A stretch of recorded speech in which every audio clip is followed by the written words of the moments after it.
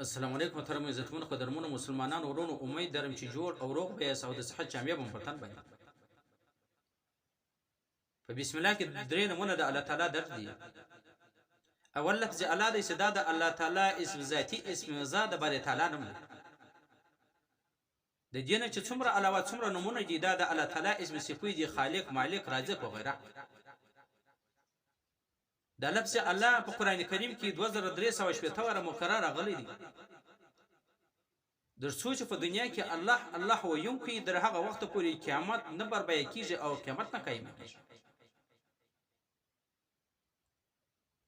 او دیم نوم د رحمان دی، دا اسم صفتی د باری تعالی نوم دی.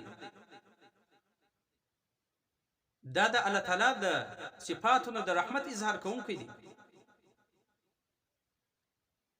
دا و ټول کائنات و ټول مخلوقات شامل دی. دا داسې عام دی لکه رب العالمین چې رب د ټول مخلوقات دی، ربوبیت عام دی، د دې رحمانیت عام دی. ذکر رسول الله صلی الله علیه وسلم بارک فرمایي چې د الله تعالی صلی رحمت الله او یو رحمت یې دومره غټ دی چې د دنیا ټول د دې رحمت نه ډکیږي. او د یو رحمت ظهور په دنیا باندې سوی دی او نور نه نیوی رحمتونه الله تعالی د ځان سره ایشي. د دایو رحمت ایسا هر انسان سره رسیدلې ده، هر پیری ته رسیدلې ده و هر حیوان ته رسیدلې ده چې یو انسان د بل سره مینه او محبت او الفت کوي. د دغه یو رحمت د ظهور اثر یو پیری د بل پیری سره مینه او محبت او الفت کوي. دغه رقم یو حیوان را ولاړیږي د خپل بچی سره مینه کوي یا د بل حیوان سره مینه کوي او الفت کوي. دا د یو رحمت اثر. بلکې ډیر وحشي داسې حیوانات پته لیدلي چې هغه نور حیوانات سری لیکن هغه وحشي حیوان ولاړیږي د وصی پر بچی باندې رحمیږي. هغه د وصی بچی د نور وحشي حیوانات نه ګوري چې هغه ونه خوري، ضرر ورونه رسي. دا صرف دغه یو رحمت اثر دی.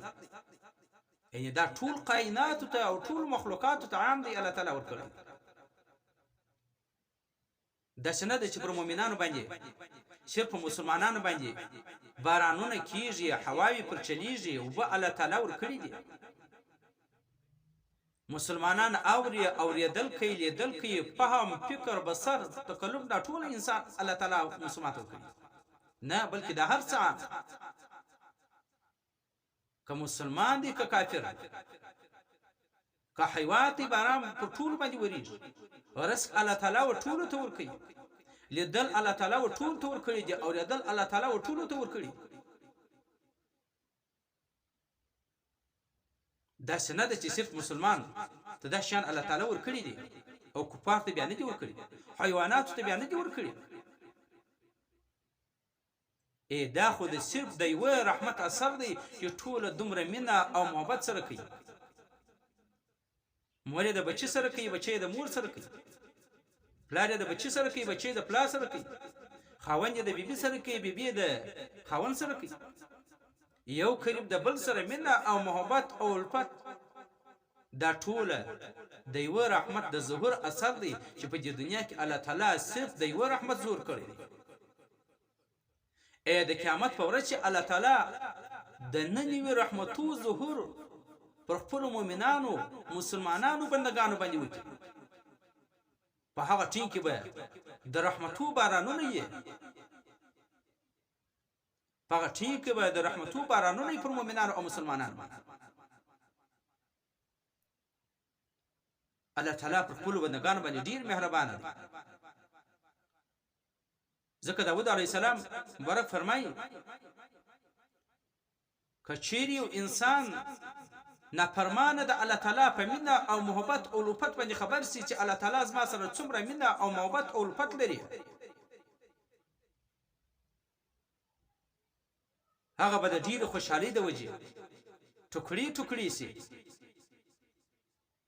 مسلمانه د الله تعالی د رحمت منه امید کیږي ای انسان د الله تعالی د رحمت سمه مایوسه کیږي الله تعالی په هر ټین کې پر خپل بنده باندې مهربان دی او رحم کوونکی دی صرف رب و طرف ته لږ متوجه سه رب پر تا باندې ورحمیږي او پر تا باندې رحمتونه کوي